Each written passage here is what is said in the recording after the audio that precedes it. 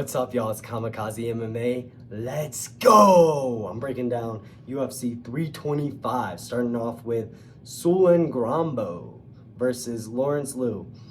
Now, this fight kind of upset me, I'm not gonna lie. Sulan Grambo was whooping Lawrence Liu on the feet, like, terribly. Like, two different leagues. This dude's 22. This dude is 20, by the way. He's 20.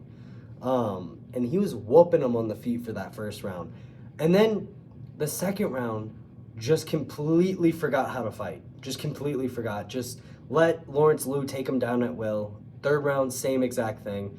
It was a sad fight. I mean, if you're looking at the significant strikes, Sulan Grambo had more. And it was solely in the first round, essentially. It was essentially just in the first round. Lawrence Liu went 7 for 15 on takedowns.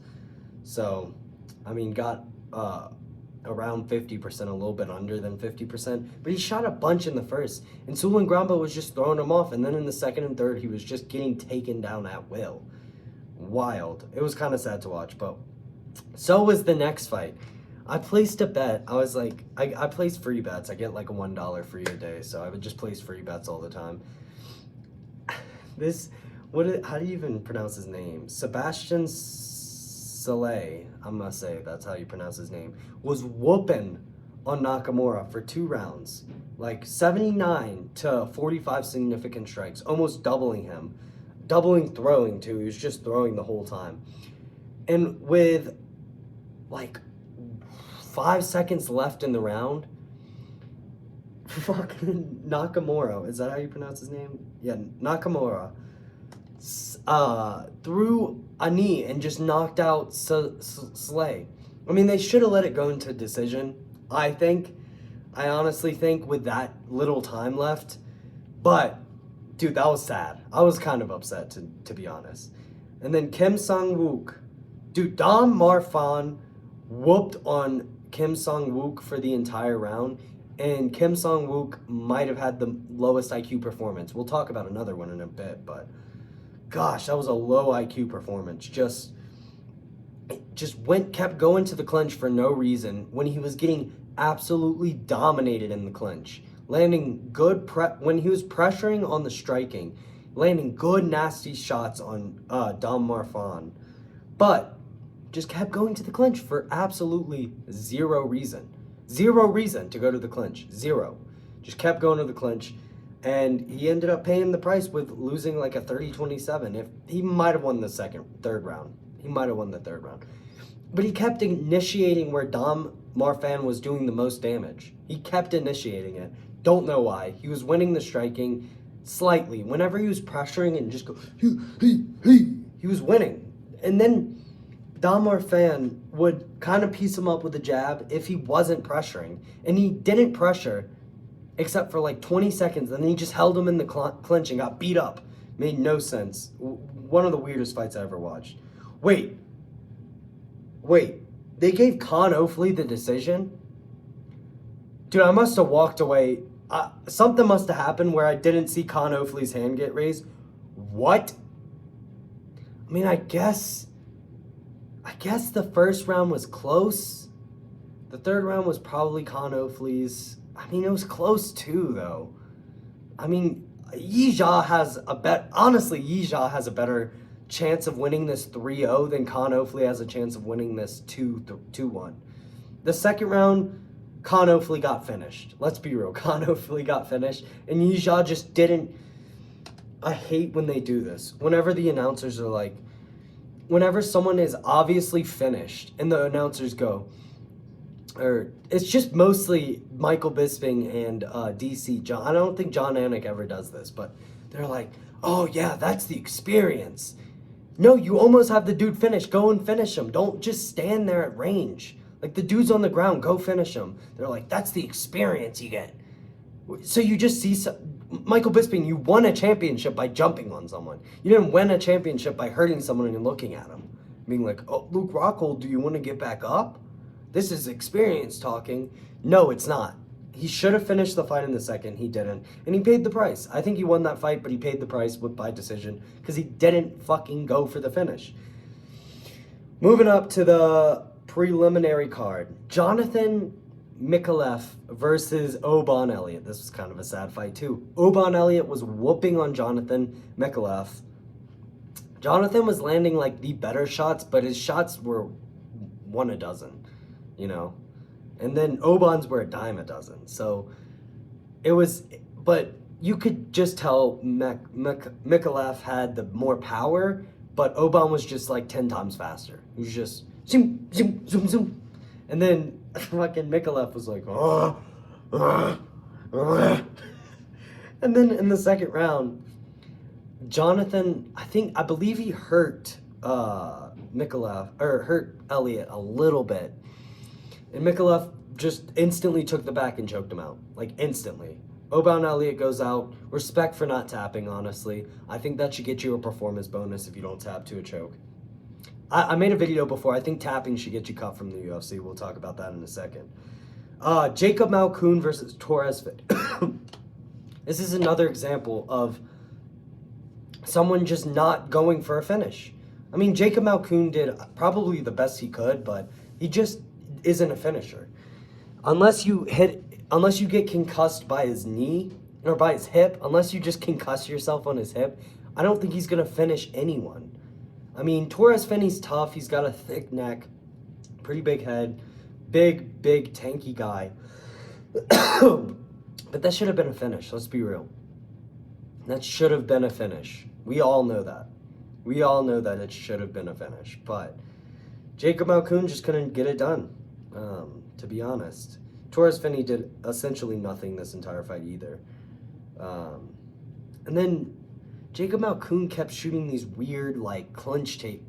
It was kind of like the Kim fight, where just, like, low IQ fighting. His jab, I don't think he missed a single jab the whole night. Right hand was on fire. And then he would just go for a clinch for a little bit for no reason. Bizarre. Cam Roston versus Cody Brundage. What the fuck was Cam Roston doing, dude? He almost got chinned 15 times in this fight. I mean, it genuinely looked like Cody Brundage was fighting someone 3 weight classes above, though. I mean, Cam Roston's, it says he's 6'2". He's like 6'4". I'm pretty sure he's listed at 6'2".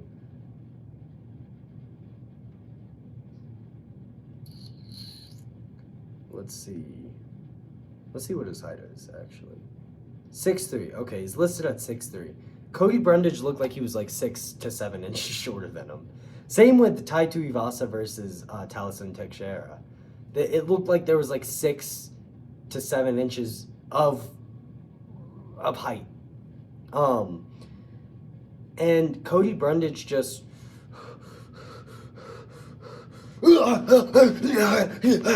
and would just hit. He hit Roston. He would just hit him. I don't know how he would hit him. He would just hit him going. And then Roston was just there going.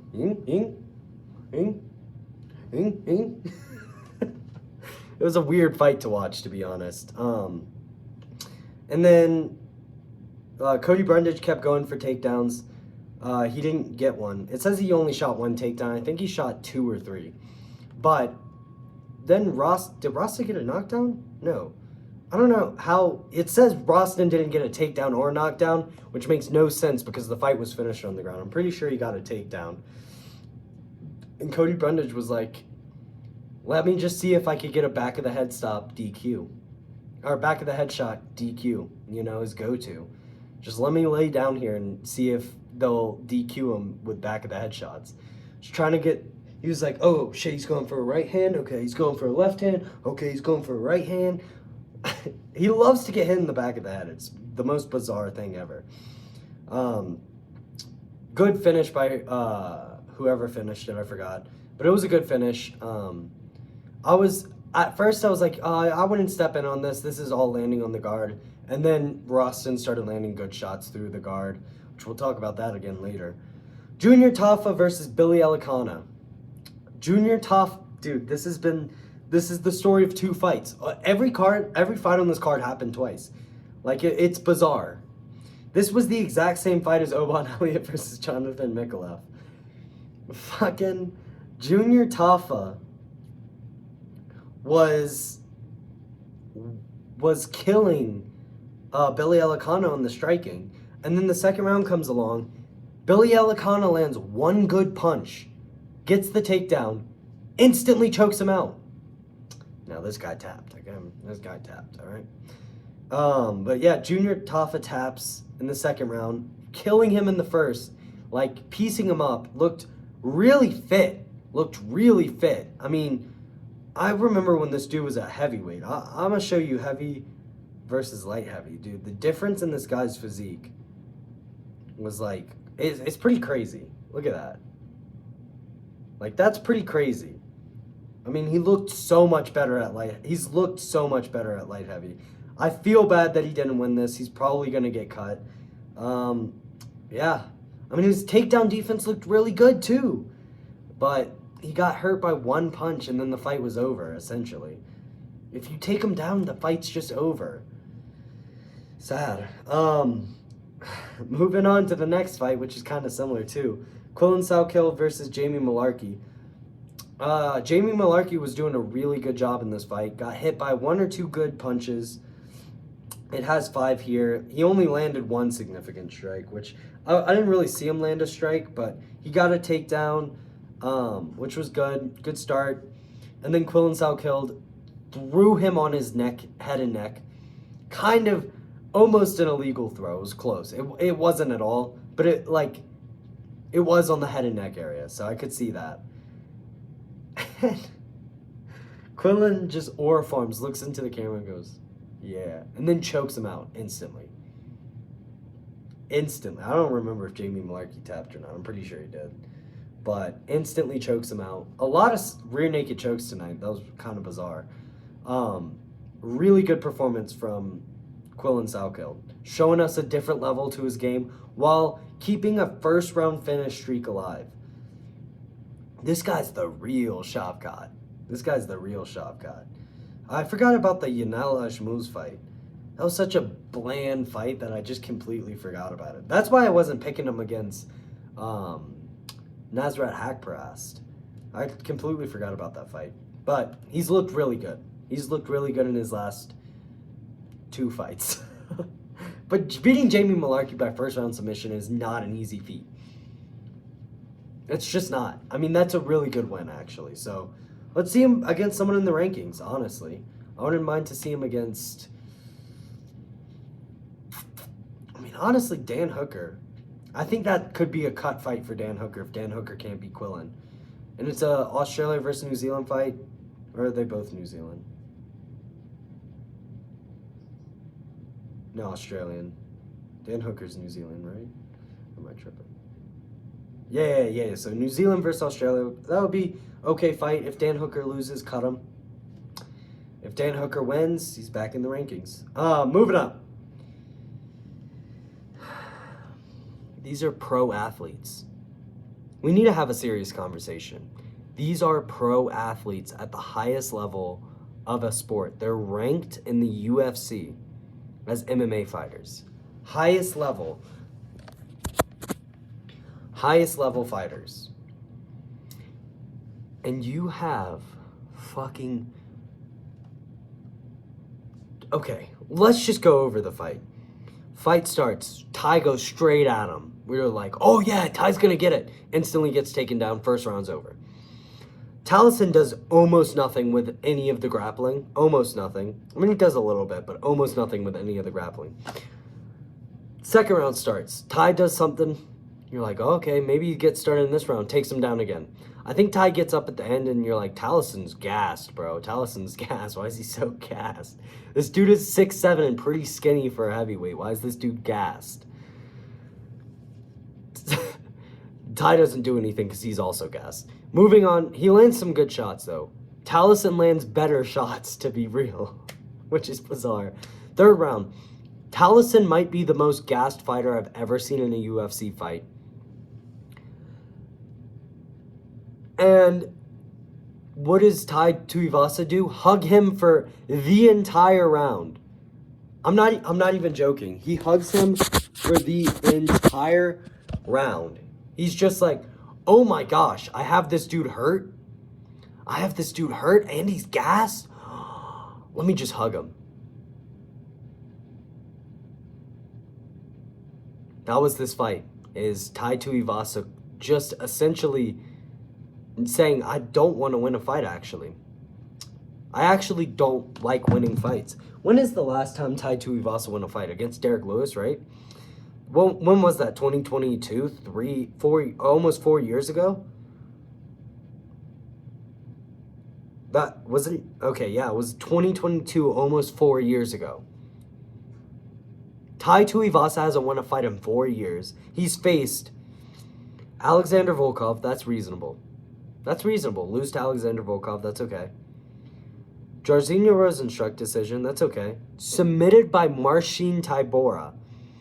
And then just quits on himself. I don't know how else to put it. He quit. He quit in that fight. He had a chance to win. Taliesin was possibly the most tired UFC fighter I've ever seen in my life. Hurts him at the end of the round. Taliesin shoots and essentially lands another takedown. But Tuivasa's on top. He sprawled it. What does Tai Tuivasa do for the entirety of the round? For the entire minute and a half, I think it was? Just hugs him from sprawl. Never seen anything that bad in my entire life. I've seen so many UFC fights. I've seen, heavyweight, not even contenders, heavyweight, rookies who don't look that bad. Cut both of these guys. I don't want to see either of them fight again. What the fuck are you doing? You're a pro athlete. Fucking train. Fucking train. Get to middleweight, Tai Tuivasa, and fucking train. What the fuck are you doing? Has 2 minutes of fucking stamina in him. And Taliesin, skinny. What the fuck is he doing being tired after 2 minutes? Crazy. Train, dude. You need to go for a run, my boy. Alright? Crazy that they're pro athletes. It's wild. It's really wild to watch. I thought I was watching a comedy. It was kind of like, you know what it reminded me of? Shit, what's his fucking name? It was Kennedy Nzechukwu versus this other guy. I can't think of his name. Let me see if I could. I'm not gonna remember his name. He's such a nobody. I'm not gonna remember it. Marcus Buchecha. That's what it reminded me of. Except they had cardio. They just actually didn't want to fight. They just couldn't fight in this fight. They were literally so gassed that I think if Tai Tuivasa didn't... He got taken down at the end of the round too. I forgot to mention that. He got taken down and just quit at the end of the round. Literally just sat there and was like, what can you do? It's train. That's what you can do. You can train for more than 2 seconds a day, bro. Jeez. That was crazy. I mean, I don't even know how to transition to the next fight because the next fight was so good. That fight was just so bad. I don't even know how to transition. Let's move on. Rufi versus Fiziev. Really good fight. Rufi clearly was winning the entirety of the fight. The commentators were like, yeah, Rufi's landing at will. He's just not doing it enough. It's Fiziev didn't land anything. Essentially, he landed a body kick and some leg kicks. Rufi's landing at will, but he's not doing it often enough. It's no, he kind of was. He kind of was just piecing up Fiziev the entire fight. I don't know what. John Anik is good. Oh, I forgot to mention. Let's go back to the Conor Flea fight for a second. I knew when the second round begun, and they were like, Conor Flea's body language isn't that good. And then John Anik goes, well, that's a good leg kick from him to start off. I was like, oh, shit, this dude's going to get knocked out now. Whenever John Anik says some shit like that, you know the other person's about to get knocked out. Or the person he's just talking about is about to get knocked out. I just wanted to bring that up. Every time I hear John Anik being like, that's a good start for him, just instant knockout. Or that was a good hand by him. He's not doing great in this fight, but that's a good hand, knocked out. It's just kind of funny how that happens. And then he gets dropped 30 seconds later. It's just funny how that happens. Anyways, Fiziev wasn't really landing nothing. And DC and Michael Bisping, who are supposed to be experts on the sport, are like, well, he's not landing enough. He's landing at will, but he's not landing enough. He's landing. It's dude. Dude, he was fucking killing him. He was fucking jabbing him up for 5 minutes of the first round. Second round, same exact thing, adding right hands to it. And then Roofy gets a little bit of distance off the cage, lands a clean straight down the middle, and Fiziev is done. Running around the octagon, chicken-legged. I think he lands one more shot on him and then throws him to the ground and then ground and pounds and easily finishes Fiziev. I mean, that was a pretty easy finish, let's be real. Roofy didn't take really any damage besides leg kicks and some body kicks. But anyways, moving up to fuck. This was the story of the card, is piecing someone up on the feet and then just being like, you know what I actually want is to be finished on the ground. That's actually what I want for this fight. I actually don't want to win this fight. I want to get finished on the ground. Dan Hooker made Benoit Saint Denis look like he never wants to fight again. The round starts, lands one of the nastiest body kicks I've ever seen. Benoit for the rest of, or essentially for 2 minutes, is just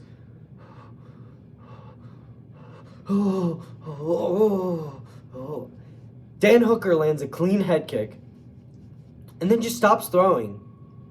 Gets against the cage. Benoit takes him down. Nothing really happens. Next round starts. Same thing. But Dan Hooker's kind of piecing him up.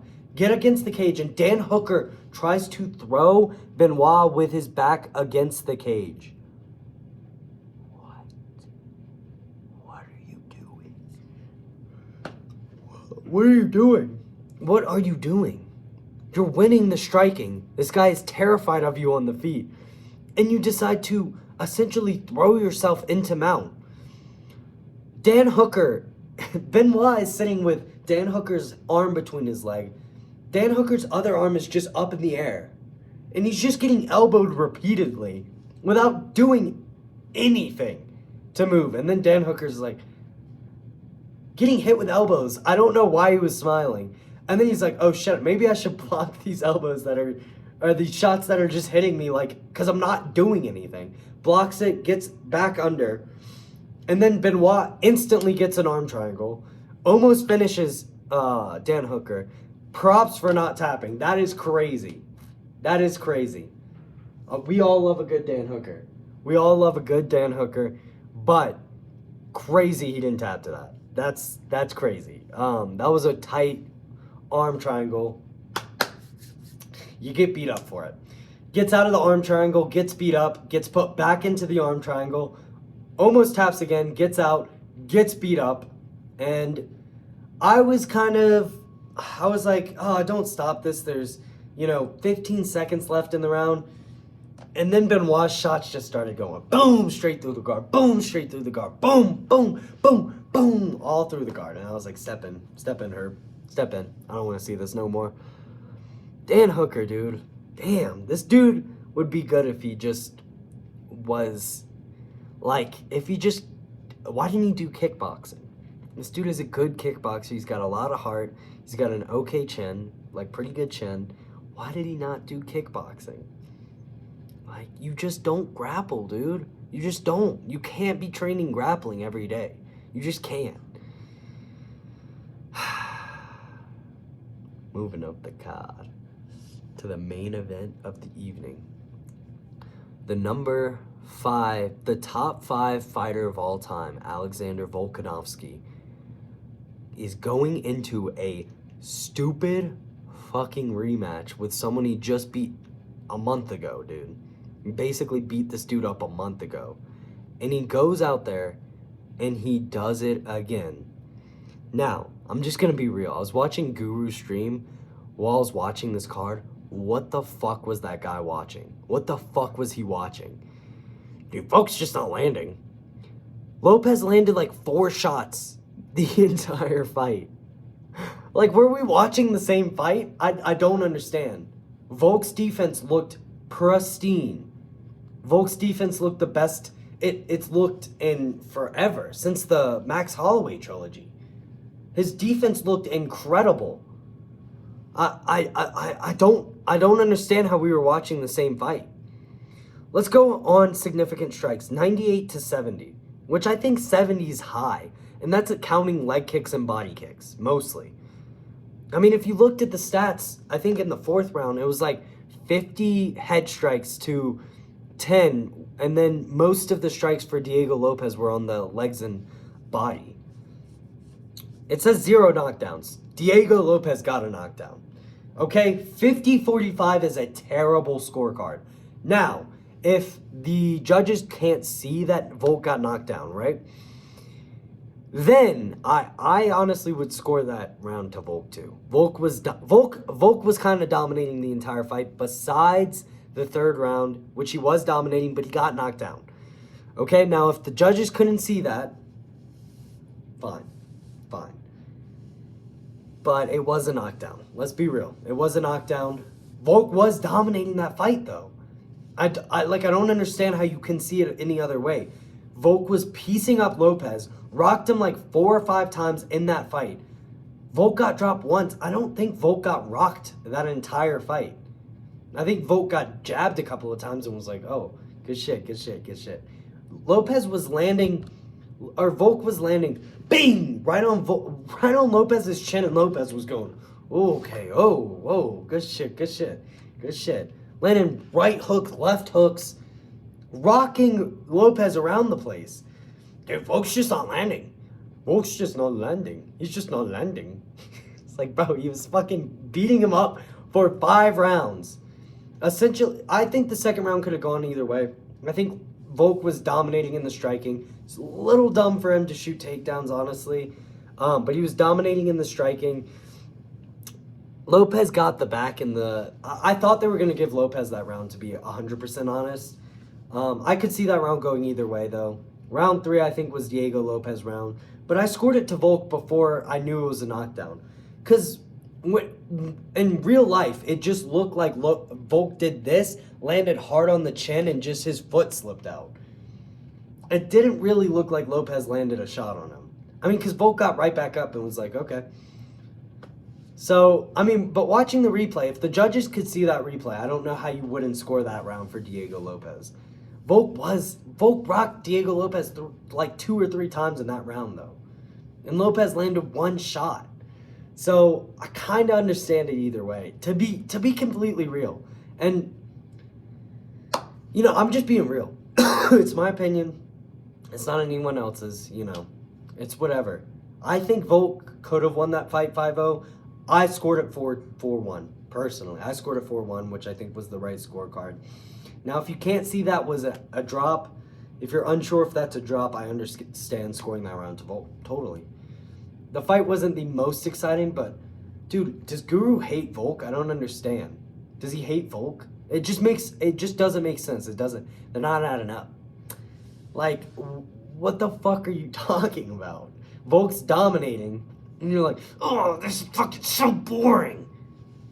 Yeah, because Lopez could not land a shot. If you like defense, then you would like that fight. If you like Volkanovski rattling the brain of Diego Lopez, you would like that fight. If you just want to see Volk go out cold, you would not like that fight. That's essentially it. It's like, I don't know.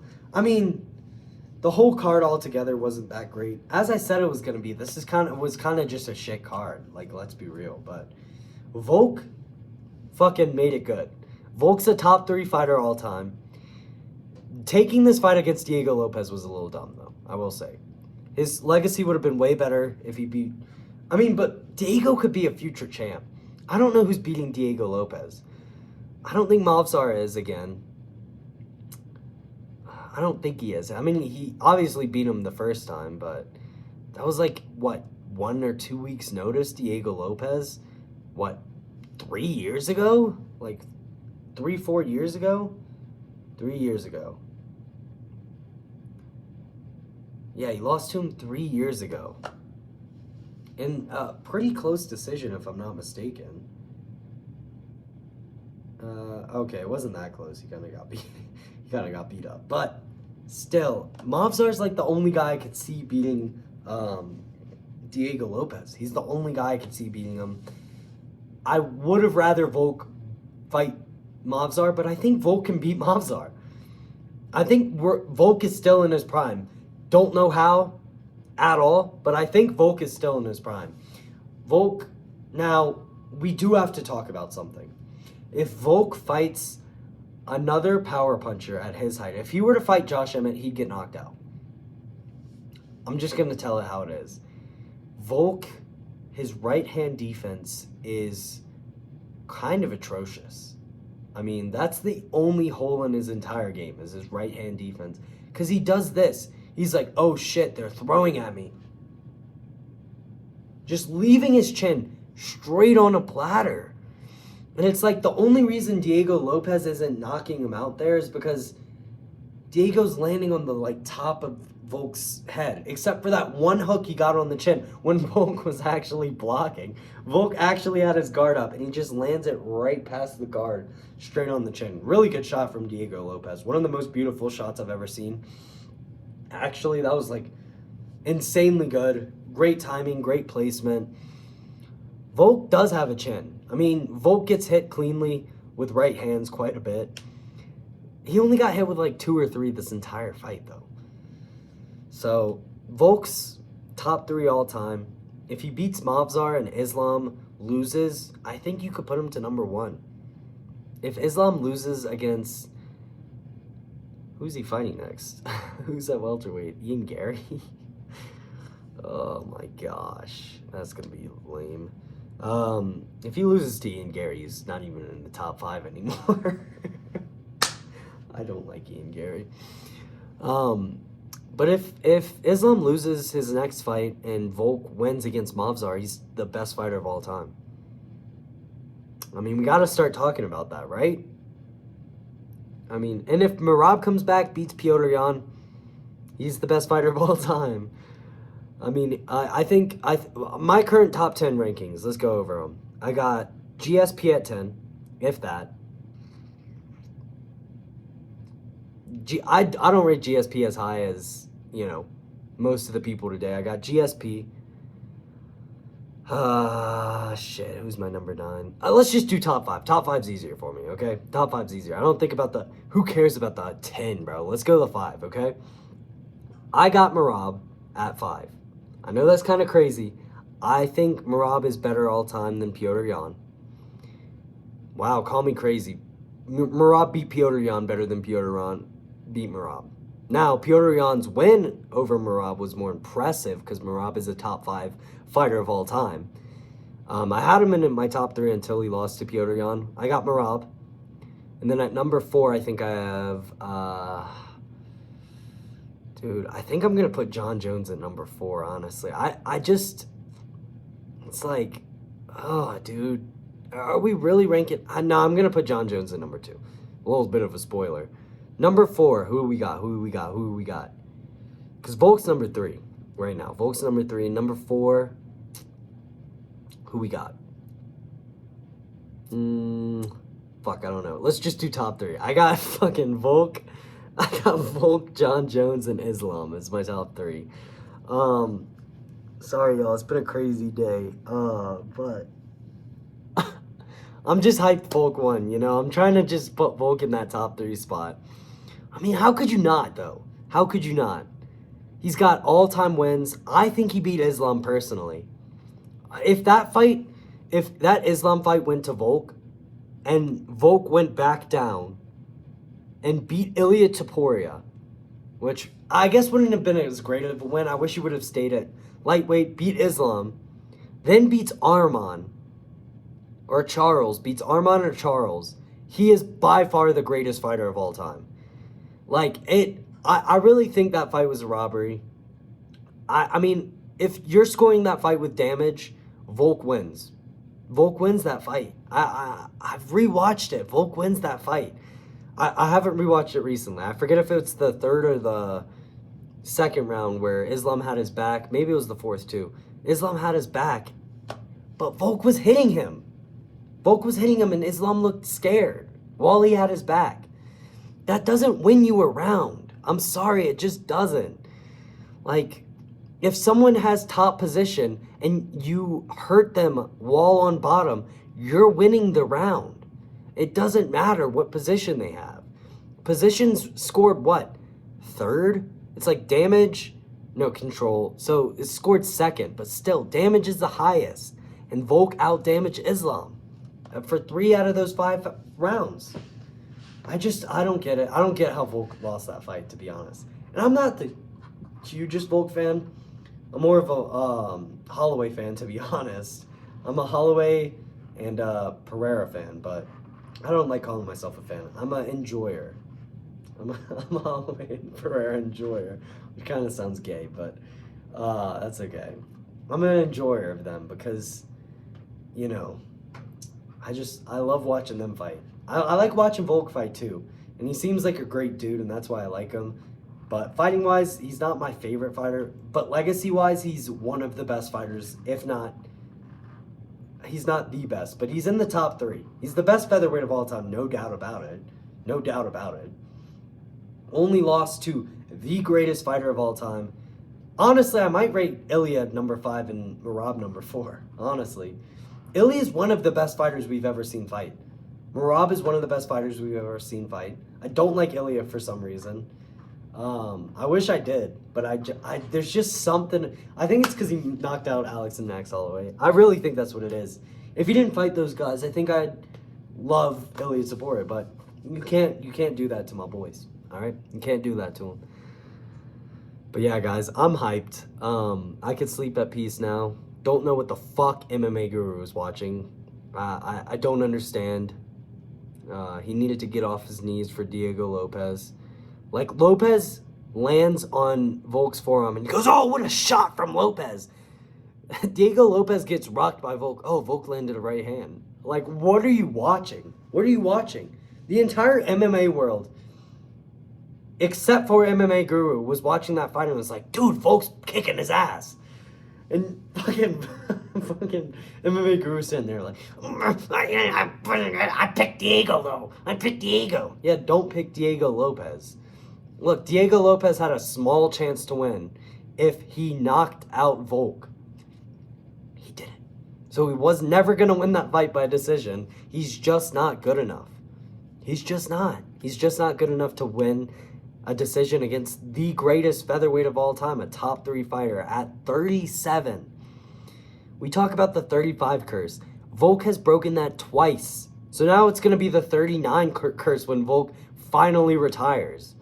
You know, nothing under welterweight has won a fight at 40. It's like, or won the belt at 40. It's like, that's what Volk's doing. Volk literally changed the game. Volk literally changed the game. Islam has not changed the game. Okay? If we're talking about GOAT status, Volk changed the game. John Jones kind of changed the game too. Let's be real. Let's give him his credit where credit is due. GSP kind of changed the game, but GSP just not that good. Dude, losing to Matt Serra? Losing to Matt Serra is like if Volk were to lose to fucking... I don't even know, like, a accurate comparison. I can't think of anyone that bad at featherweight. That's like if Volk lost to TKZ. If Volk got KO'd by TKZ. That's what that's like. Like, Volk would not be a top 5 fighter if he lost to TKZ, dude. Let's be real. But, like, Brian Ortega's not even a good example because Brian Ortega's better. Losing to Matt Serra's terrible. I don't know why GSP's rated so high. You want to know my personal take? You don't know my personal take on why GSP is rated so high? Is because him and John Jones fought at around the same time and he's white. I'm just going to say it. I think that's why GSP is rated so high. Is because he's a white guy that fought at the same time as John Jones and they're like, oh, look, they're the best fighters ever. And I'm not a John Jones fan anymore. I was actually the biggest John Jones fan. When John Jones docked Tom Aspinall, I was like, fuck this dude. Fuck this dude. Like, fuck him. If you want to retire, cool, retire. Lose the belt. Don't fight Stipe Miocic, who hasn't fought in 50 years. Get him out of his retirement home and be like, yeah, let's put on a banger, dude. And then barely beat Stipe Miocic. Don't do that if you want me to call you the GOAT. Don't. I'm just not going to do it. We should not rate that on his resume whatsoever. John Jones beat Cyril Gane. Really impressive. Really impressive. Second best fighter of all time. Not the first. Not even close. Islam is way better than him at the first. But if Islam loses and Volk wins, Volk is the best fighter of all time against Mobzar. And if Merab beats Piotr Jan in the rematch and Islam loses, Merab is the best fighter of all time. And if Merab and Volk both win their next fights, we'll have that conversation at a later date.